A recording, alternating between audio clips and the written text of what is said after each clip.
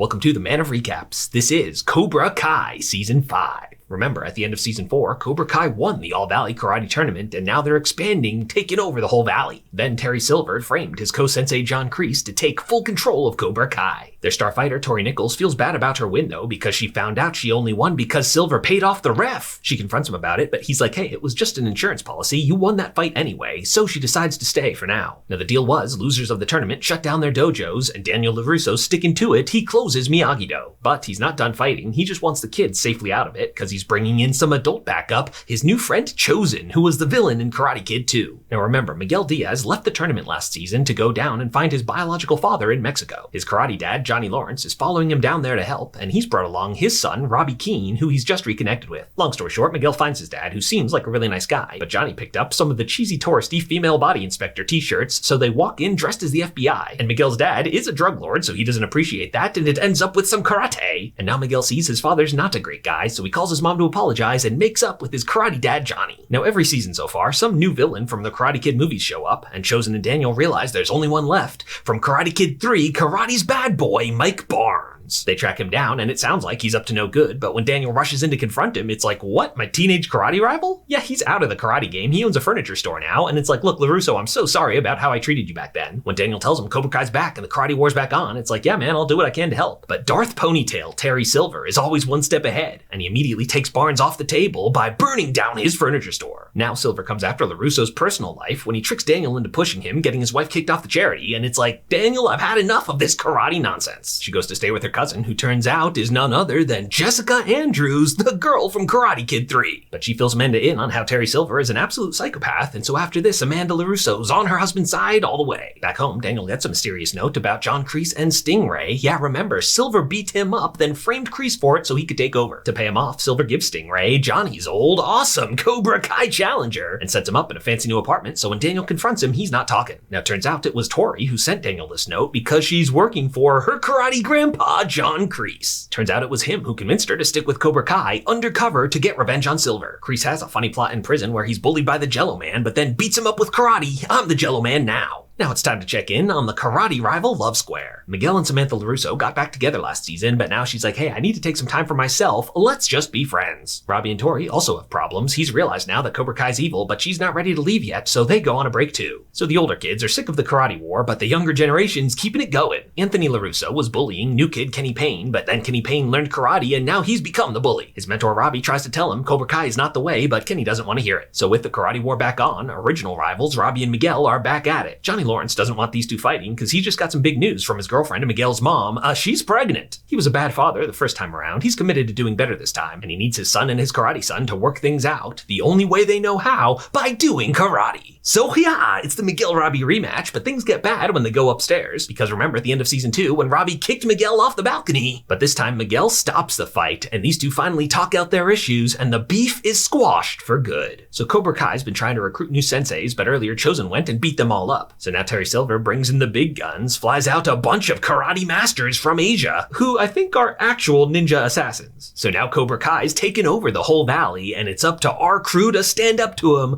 All our main characters under one banner, ready to take Cobra Kai down for good. So with all the main characters fully good guys now, who does Cobra Kai have left? Well, Tori is still there, and she starts mentoring Devin Lee, who we met last season. For guys, they got the random bully kid, but the real star is Kenny, who's come a long way real quick and is Terry Silver's new favorite. Now, turns out Terry Silver's evil karate plan isn't just to conquer the valley. He wants to take Cobra Kai global by winning the World's Karate Championship, the Sakai Taikai. But now Miyagi-Do's entering too. Although there's some confusion about what their dojo name is, Johnny's still attached to his Eagle Fang. But they masterfully combine styles, Miyagi-Do's inner peace with Eagle Fang's badassery. So to decide which dojo gets the spot, it obviously comes down to a mini tournament. The boys match pits Kenny against the current champ, Hawk, but Kenny's come a long way, and in fact, Terry Silver taught him the Silver Bullet. It's a cheap shot that almost seriously injures Hawk, but it gets Cobra Kai the win. But now Tori realizes Terry Silver's paid off the ref again, and she's not gonna stand for that. She disappears without explanation, so going against Samantha LaRusso is our new girl, Devin. Devin's a great fighter, but Sam's got her outclassed. Unfortunately, the ref is 100% bot, but Sam's not losing to bad calls again, so she goes into beast mode and wins so definitively, even the corrupt ref has to admit it. So with Cobra Kai and Miyagi Fang each getting a win, the Sakai Taikai lets them both in. That night, Tori comes clean to Samantha about how the ref was also bribed at the tournament, and our girl rivals finally talk it out and squash that beef too. So our gang breaks into the Cobra Kai dojo to get the security footage proof of the cheating, but someone tipped off Cobra Kai. Yes, they have a traitor. Yes, it's this minor character whose big arc is that he's sick of being called penis breath. And so once again, it's time for a big karate brawl. Yeah. Meanwhile, the adults are out celebrating too, and after 4 seasons of intense rivalry, Daniel LaRusso and Johnny Lawrence finally squash their beef and are best friends. Chosen's still here too, by the way, and becomes their new best friend. It's an awesome boys' night out until their limo is hijacked. But it's not Terry Silver, it's Mike Barnes who blames LaRusso for ruining his life. Soon the guys convince him it's Terry Silver's fault, and he's like, well, let's go over there right now and beat his ass. Former karate villains, Johnny and Chosen, think this is a great idea, so they leave LaRusso here, and the villains of Karate Kids 1, 2, and 3 break into Terry Silver's house. But he's not alone. Apparently, he's got all his new senseis living with him, and who are these people? I mean, this guy's got an eye patch. Mike Barnes gets taken out in one hit, and things aren't going good for Johnny until he remembers his unborn baby and goes Super Saiyan, takes these guys all out. But meanwhile, Chosen goes for the 1v1 with Terry Silver using deadly weapons, and outside in his decorative fountain, these two have a samurai fight. Eventually, Chosen gets the upper hand, but Terry Silver goes for the cheap shot.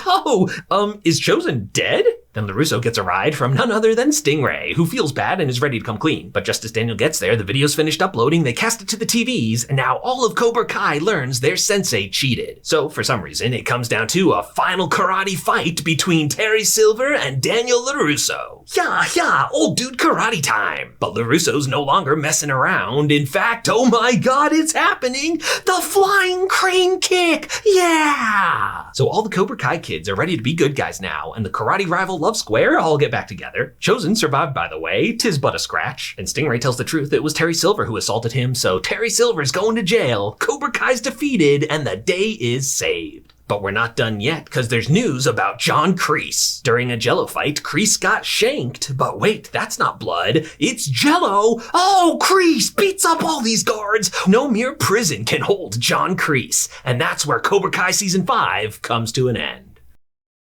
If you like this recap, hit that subscribe button for more of the best recaps of TV and movies.